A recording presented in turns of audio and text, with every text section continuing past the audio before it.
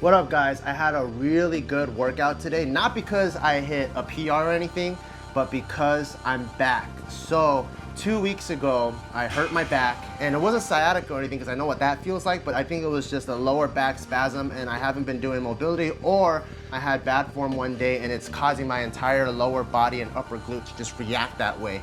And as soon as I felt that, because I am on a cut, and when you're on a cut, you lose your leverages and you are prone to injury, I immediately made the decision to deload. So I wanted to take a few steps back, lighten the load, completely change the workouts, and really emphasize an entire week of mobility, stretching out, and recovery so that I can continue my progress. Because as you guys know, the only way to lose weight is if you increase your caloric deficit. So that means either you lower the amount of calories you're taking, or you have to increase the amount of calories that you're burning. Today is my first day back from a deload, and everything feels really good. So instead of jumping to 455 or even 460 like what's prescribed on the paper, I'm starting back at 405 on the deadlift because one, I didn't want to strain my back too early on in the beginning of the new phase, and two, this phase is to build volume. So instead of doing 3 main sets, now I'm doing 4 main sets plus the AMRAP. So I'm doing a total of 5 sets per main lift. So I wanted to make sure that my body can handle the volume and stay healthy through the entire workout.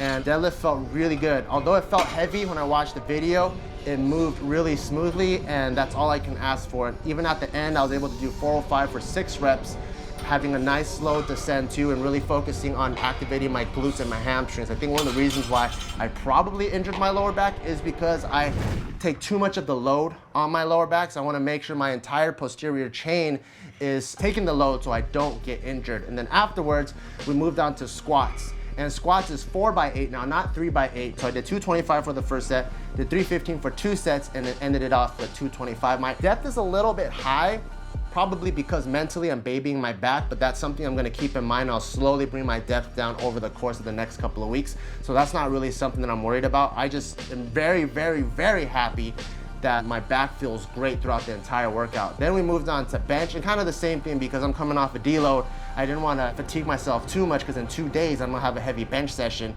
So I did 225, 275, 275, and then 225 for 4 sets of 8.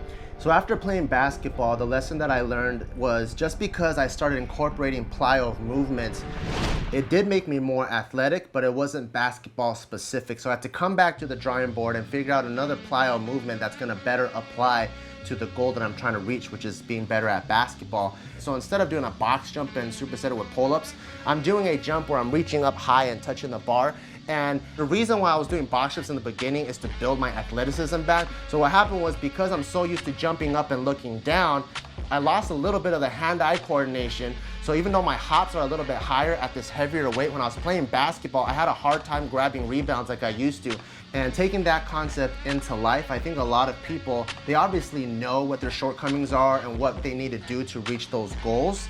But the problem is, a lot of people, they only make one adjustment. So for example, if they're late all the time, they're like, well, you know what I'm gonna do? I'm just gonna wake up 30 minutes earlier, and then I'll be able to get there on time. But the problem is, they didn't really change the time that they go to sleep. So now they are punctual, but they're really tired getting to where they need to be. So I think it's really important, if you're trying to accomplish goals, or if you're trying to fix any of your shortcomings, to always kind of have a trial and error and constantly come back to the drawing board and reassess the situation. So you do 1 week of waking up early, then you figure out, okay, am I tired this week? Do I need to sleep earlier? And then come back and see if that affected something else. And I think that's the true way that a lot of people that are successful accomplish their goals. They never give up after the first adjustment. They continuously make adjustments, and in the beginning it might be a huge macro adjustment, but each adjustment becomes more and more fine-tuned and more micro and more specific until they're able to accomplish their goals. And this is a lesson that can be carried over into lifting and life. Finally, we did a giant set, and we kept that the same with stiff legs, cable rows, curls, face pulls, and then leg extensions, and then that was it for the entire workout. So overall, I feel really good. No injury, not even a little bit of aggravation. So that tells me that I made the smart and correct move of deloading a little bit earlier and really focusing on fixing any type of potential injuries that I could have had.